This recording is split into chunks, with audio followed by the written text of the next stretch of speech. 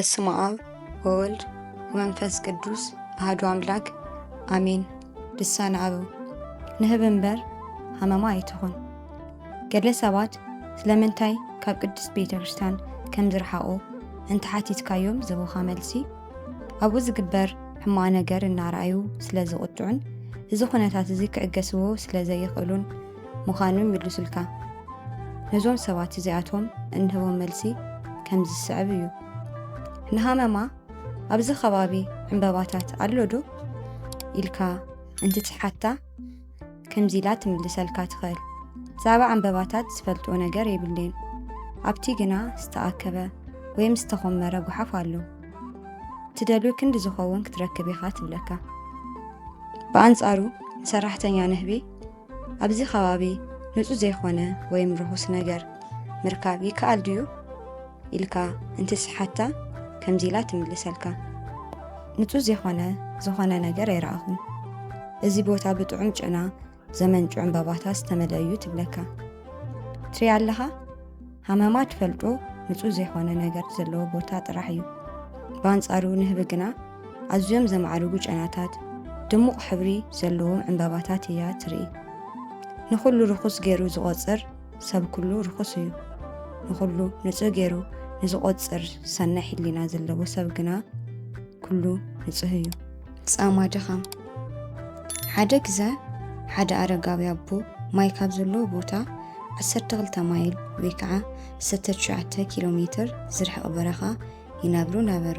ኩሉ ግዜ ማይ ንምቕዳሕ በቲ ነዊሕ መንገዲ ክኸዱ ከለዉ ብሰንኪ እቲ ብርቱዕ ድኻም ልቦም ይሕለል ነበረ። እዚ ኩሉ ድኻም እንታይ ክጠቕመኒ እዩ? ናብቲ ማይ ዘለዎ ቦታ ቀሪበ ዳ ክነብር ኣለኒ እናበሉ ብሓሳቦም ይሟገቱ ነበሩ። ሓደ መዓልቲ ከምቲ ልማዶም እዚ ድኻም እዚ ንምንታይ እዩ እናበሉ ብሓሳብ ተዋሒጦም ክጓዓዙ ከለዉ ድንገት ንድሕሪት ገጾም ግልጽ በሉ። ሓደ ሰብኣይ ድማ ምስኦም እናተጓዓዘ ስጉምትታቶም ክቖፅር ረኣዩ።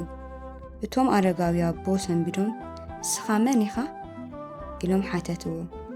እቲ ሰብኣይ ድማ ኣነ ስጉምትታትካ ክቖፅርን ዋጋ ጻማ ድኻምካ ክበካን ዝተለኣኩ መልኣክ እግዚኣብሔር እየ ኢሎም መለሰሉ።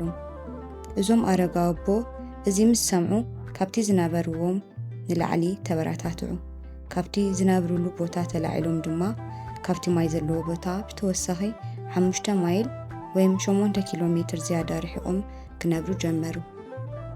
ስለዚ ንምጻምና ጥሜት፣ ንምስጋና ድኻም፣ ምጽላይና ትኺድ፣ ቤተ ክርስቲያን ምምላስና ባዶነት፣ ኣገልግሎትና ፍራልባነት ብዓይንና እንተመሰለ ጎይታ ግና ለውጥና ዘይኮነስ ንሕድሕድ ስጓመናን ስድራን ዓስቢ ክበና ወትሩሻዕ መላእኽቱ ከም ዝልእኽ ንሕሰብ። ልብኻ መሊኡ እዩ። ሓደ መንእሰይ ናብ ሓደ መነኩሴ ከይዱ ክርስትና ክፈልጥ ደልየ ኣለኹ እሞ ብዛዕባ ክርስትና ንገሩኒ በሎም።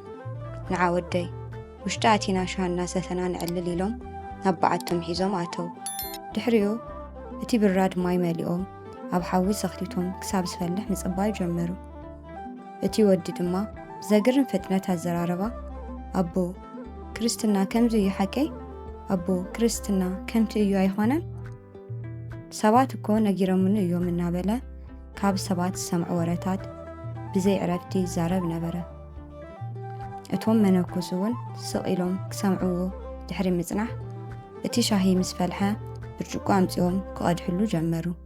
እቲ ብርጭቆ መሊኡ እናፈሰሰ ከለውን ስቕ ኢሎም ይቐድሑ ነበሩ። ሽዑ እቲ መንእሰይ ኣታ መነኮስ ሓሚምካ ዲኻ?